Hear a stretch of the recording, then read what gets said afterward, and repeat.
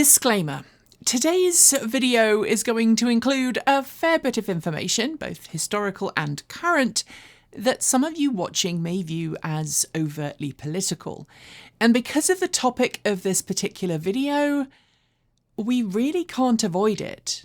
As we've said time and time again on this channel, however, politics is, by its very nature, part of everyday life, whether we like it or not. And we can choose to play an active role in how our society develops, or we can go and hide in a cave. If you're someone who would like to do the latter, and sometimes I'm in that category, perhaps this video isn't for you. But for everyone else, I hope you'll watch. Yes, sometimes politics can be painful, but I hope it allows us to develop empathy, see things from other people's perspectives, and through the joy of contextual understanding, help us make sure we don't make the same mistakes again. If you're watching this video the week it's published, you'll probably be well aware that there's an auto worker strike going on right now in the US and parts of Canada too. It started just about 2 and a bit weeks ago and revolves around the disparity between how much money automakers are making versus how much money the executives at said automakers are benefiting from those profits, versus the actual money that those on the shop floor making the vehicles actually get to take home. It's a strike that's been in the news a lot and has seen both President Biden and former President Trump make a trip to Detroit to visit the striking workers. President Biden joined UAW workers on a picket line outside a GM facility in Detroit, and former President Trump held a rally-style event at an auto parts facility in Detroit the very next day. A facility that, irony of ironies, is not a union shop. So today, I'm going to try and delve into the arguments around the strike, examine what the impact of that strike will be on the auto industry and electric vehicles in general, and address some of the rampant misinformation being spread by those who are using the strike as an excuse to argue against everything from electric cars through to labour unions. Let's do this.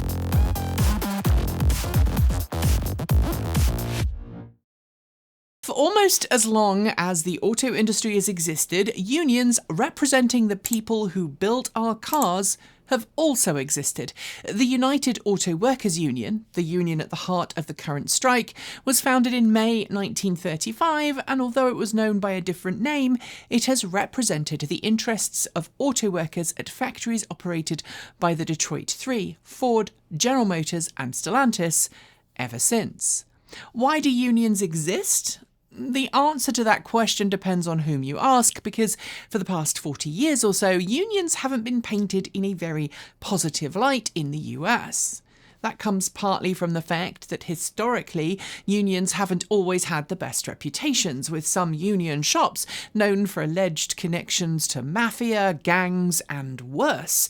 And partly from the fact that, for the most part, automakers don't like unions because a unionised, represented workforce generally have better working conditions, pay, and protections, which costs said company more money.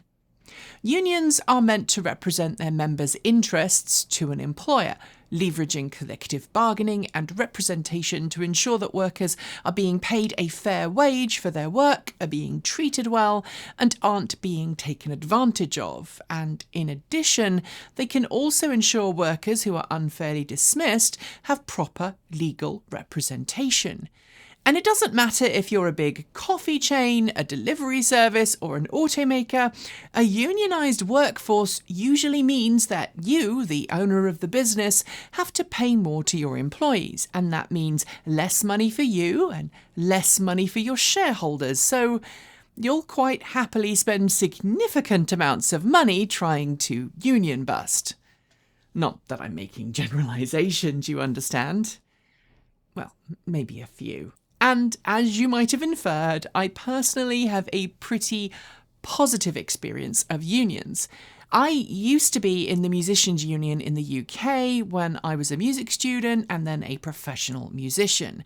I benefited a great deal from my membership, from ensuring I was paid fairly for my time to ensuring I was given appropriate rest periods throughout rehearsals and performances. The MU had my back. I also know from my limited experience that unions in Europe and unions in North America are treated very differently, and so I know that one experience doesn't represent all experiences. But enough talk of why unions, let's talk about the current strike that UAW is on that's affecting Stellantis, GM and some Ford facilities in the US, as well as some Canadian facilities because of the Canadian equivalent of UAW known as Unifor. Back in 2008, when the global economy was on its knees and very few people were having a particularly good time of it, the Union of Automotive Workers in the US came to a pretty revolutionary agreement with America's big three automakers, Ford, GM and, at the time, Chrysler. Crippled by their own mismanagement, greed, and some pretty diabolically out-of-touch planning, the auto industry was in serious trouble as markets crashed. They warned that they might have to declare bankruptcy, something that 2 out of the 3, GM and Chrysler, did less than a year later, and some analysts predicted the end of the American auto industry for good. And to help avoid that, a lot happened. We saw the US government bail out GM and Chrysler, as well as offer other wider financial incentives and programs that other automakers and auto industry companies, including Ford, took advantage of. And while some auto industry executive took what some, including myself, would argue was mostly a symbolic pay cut, the UAW and its members played a significant part in ensuring that the US auto industry didn't actually die. In fact, before the US federal government bailed out the auto industry, the UAW membership came to an agreement with Ford, GM and Chrysler, later to be known Stellantis, with a series of measures designed to ease the financial burden on them all. It included base salary wage freezes and a freeze of cost of living adjustments. Not only did this result in auto workers ultimately getting paid less and less in real terms over the last 13 years, but it's also meant that even as inflation has increased, auto worker salaries haven't gone up in line with that increase. Taking a pay cut or negotiating less favourable terms of employment when everyone is suffering, that's one thing. But when things were better, UAW members began to feel taken advantage of. Today, auto industry revenue is setting records, and that definitely keeps shareholders happy. And to reward top executives for those increasingly large profits, increasingly high remuneration packages are being awarded to those in charge. The shop floor workers? Not so much, which is why you're seeing this particular strike taking place. The UAW wants to renegotiate the terms it agreed to during the last big recession and is asking for a significant pay rise of around 40% over the next 4 years. That might sound like a lot, but its goal is to get salaries back in line with where they would have been had it not helped out the auto industry back in 2007 and 2008. And as has been pointed out elsewhere, it's about equal to the pay rises senior executives at all of those companies have received in the same period. The UAW also wants to end a 2-tiered system that came about as a consequence of it helping out the big three more than a decade ago, a system that paid new hires far less than veteran workers, as well as offering less favourable healthcare and retirement benefits. With no conclusion reached at the time of filming, which is on Thursday, many UAW members are on strike, halting everything from vehicle production to parts supply chains. Obviously, this industrial action is about more than just a few demands, and I can't cover everything in a short-ish video on this channel. But it's worth bringing one more thing to the table that's oft being misquoted: the impact of electric vehicles on this particular strike. Depending on where you get your news, you may have heard that one of the reasons for said strike is because of electric vehicles. Or you may have heard that UAW workers want to stop automakers from making EVs altogether. We've even heard politicians claim that building EVs will send all auto worker jobs to China. That last one, of course, coming from former President Trump during a long TV interview a few weeks back.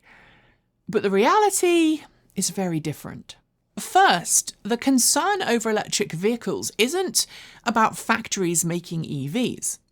UAW and Unifor shops are responsible for 8 different EVs being made today, with more due very shortly. Rather, it's about the impact that making electric vehicles will have on the workforce. Because EVs have fewer moving parts and require less frequent service appointments, there is a genuine fear that fewer people will be needed to be employed by traditional automakers as part of the transition to EVs. The UAW wants to make sure that automakers take steps to commit to ensuring job security for those workers displaced by the switch to EVs. But that doesn't necessarily mean the same as being anti-EV. Worthy of note here as well is that while there may be fewer people working on the production line or on EV parts compared to internal combustion engine production, there are plenty of associated industries growing in concert with a switch to EVs that will also require a big workforce, from battery cell production through to charging station manufacturing and deployment. Given the US government has made some pretty big commitments in recent years towards EV infrastructure and domestic manufacturing, like the Infrastructure Act and the CHIPS Act, I think it's fair to assume that a path towards the future might also ensure those displaced by EVs have appropriate training and a job to move on to, rather than necessarily requiring they stay in the same job that they've had to this point. But, and this is a big catch, because battery production facilities are often joint ventures between automakers and battery specialists, they often don't fulfill the current requirements of existing union agreements and membership, and would likely require a whole new organisation effort to become unionised. And that definitely causes concern for existing union members working in a more traditional parts industry position. Before we get to what it means for you, though, and the industry as a whole, let's look at a fairly common complaint people have in the comments section when it comes to the discussion of unions and the UAW, namely that non-union shops pay employees better and that Tesla pays its employees the best because of stock options. Finding transparent salary figures for any automaker isn't as easy as it first might seem, but it's worth noting that, based on hours of searching, starting salaries for directly hired production staff at non-union automaker facilities, most likely owned by European and Japanese companies because they don't operate facilities in North America with unions, are somewhere around $19 per hour. This goes up to around $28 per hour for those at the highest end of their job. $28 per hour, for those who are interested, is about $52,000 a year before taxes and assuming non-paid off mandatory time like Christmas and New Year. That's closer to about $35,000 for those just starting off in the job. Because of the union deal back in 2008, some entry-level production line employees can earn as little as $17 per hour, and they can actually progress all the way up to about $33 per hour. You add in benefits, one of the things the UAW wants to see return more, and effective salaries do increase quite considerably. But it doesn't matter how good your benefits package is if you aren't able to actually pay your bills at the end of the month. Everyone deserves good healthcare.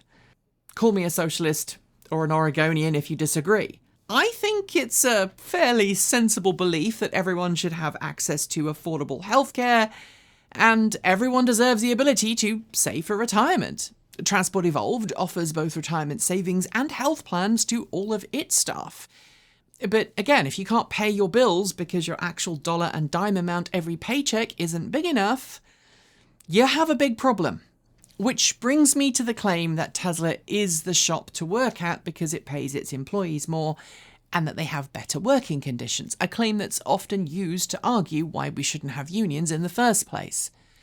And while I can't comment on working conditions, because pretty much every automaker out there today has been involved in recent and ongoing court cases over working conditions and alleged sexual assault and racism cases at many of those facilities, including those run by Tesla, I can comment fairly well, I think, on the salary thing.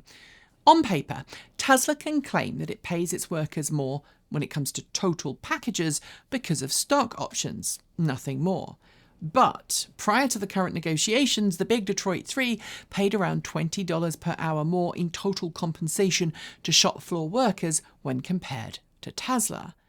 But Tesla's remuneration package, because of those stock options, does mean that for those staff willing to stick around and play a long game, they can cash in quite handsomely as long as Tesla's stock price continues to rise. It has itself noted that some of its employees have become millionaires from working on the shop floor through its stock options program. But just like your retirement account won't pay your bills today, neither will your stock options. Not only do you have to opt to buy into the stock, but you also have to be willing to play a long game. And that's true of pretty much most stock-based options offered as part of a compensation package. You also have to be pretty savvy to actually know how to do the whole stock market thing, but without dollars and dimes, you can't pay your bills with it. Non-union facilities cost far less in worker remuneration than union facilities. Again, that's an argument that's used to claim we don't need unions. All in all, though, non-union facilities tend to have less comprehensive health and less comprehensive retirement options for their employees. In tackling the demands from the UAW, we've heard representatives from each of the affected firms argue that the increased pay demands will simply cause the companies to declare bankruptcy, something that, again, a more toxic part of our world has cheered on as being a good thing because legacy auto is bad and only Tesla should survive triumphant. But the claims that the automakers can't afford the boost in salary, well, that's wrong. I have one simple thing to note in response. All of those companies have been able to pay their CEOs very handsomely in the last few years. General Motors CEO Mary Barra, who is the highest paid of all of the Detroit CEOs, took home around $29 million last year. And when she defended that recently by stating that her salary was only about $2 million, the rest being stock options, the fact that any company CEO should earn that much money is, frankly, obscene to me, and I assume to the majority of people watching this. In fact, I'm going to go one step further. Any company CEO not willing to take a pay cut so their workers can earn a living wage? They have some issues that should be talked through very publicly. Which brings me to the final bit. What does this mean for us, EV fans, in the coming months? Well, there's already some significant impact being felt. All in all, there are 8 electric vehicles being made across all 3 Detroit automakers at various facilities in the US and Canada, and industrial action is affecting many of them, not necessarily because of strikes at those facilities where vehicles are being made, but because of industrial action affecting supply chains and parts manufacturing.